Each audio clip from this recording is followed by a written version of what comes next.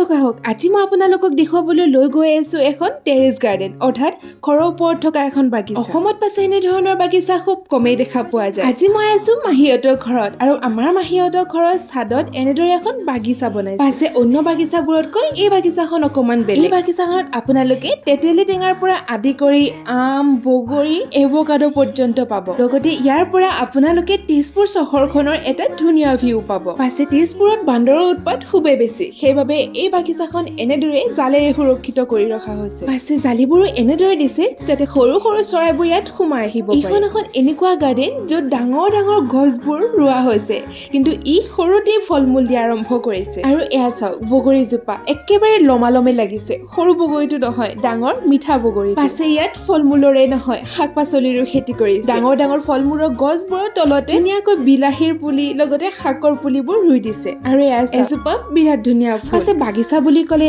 মনলৈ অহা প্ৰথম বস্তুটোৱে হ'ল ফুল। এই বাগিচাখনত ফল মূলৰ পৰা আদি কৰি আটাইবোৰ ধুনীয়া ধুনীয়া ফুল আপোনালোকে দেখিবলৈ পাব। আৰু ৰাতিৰ বাবে ইয়াত ধুনীয়াকৈ লাইটৰো ব্যৱস্থা কৰা আছে। এই ধুনীয়া গাৰ্ডেনখনৰ ৰাতিৰ ভিউটো মই দেখুৱাম, আপোনালোকে টেনচন নল'ব। আৰু এয়া চাওক ইয়াত বহিবৰ বাবে বেঞ্চৰো ব্যৱস্থা কৰা আছে। পাছে বেঞ্চখন খুব ডাঙৰ হয়, গতিকে মন গ'লে আপোনালোকে ইয়াত শুইও দিব পাৰিব। আৰু এয়া চাওক চম্পা ফুল। বহুতে পাছে নাজানে এইটো যে অৰিজিনেল চম্পা। ইয়াৰ সুগন্ধিৰ কথানো কি ক'ম, গোটেই বাগিচাখন আমোলমোলাই আছে। অকমান বাগিচাখনৰ সৌন্দৰ্যটো আপোনালোকে কেঁচাকৈ অনুভৱ কৰক।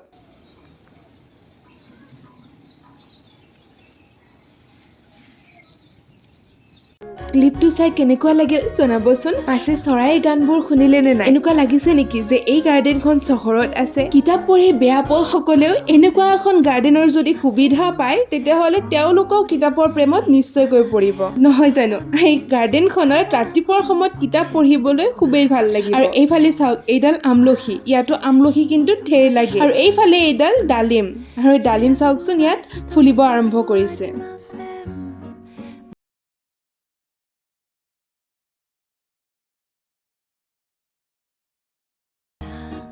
সূৰ্যৰ পোহৰত বহি পিনে ৰাতিপুৱাৰ ব্ৰেকফাষ্টটো ইয়াত কৰিবলৈ কিমান ভাল লাগিব এবাৰ ভাবকচোন। মাজতে খানা ৰাখি পৰিয়ালবৰ্গৰ লগতে বন্ধুবৰ্গৰ লগত বহি ইয়াত আড্ডা মাৰিবলৈও খুবেই ভাল লাগিব। ইয়াত বহি থকাৰ সময়ত যদি কেতিয়াবা হঠাৎ চাহ খাব মন যায় তেতিয়াহ'লে তলত নামি যোৱাৰ একোৱে প্ৰয়োজন নাই। আটাইখিনি সা সুবিধা ইয়াত উপলব্ধ। আৰু আহক এইফালে চাওকচোন ড্ৰেগন ফ্ৰুইট।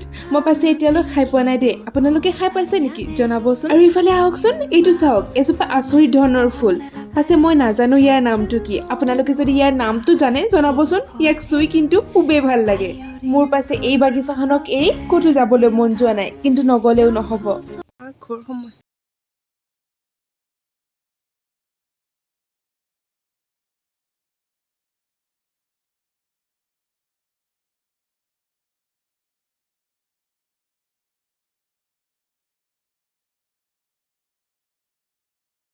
এখন হ'ল টেৰেছ গাৰ্ডেন।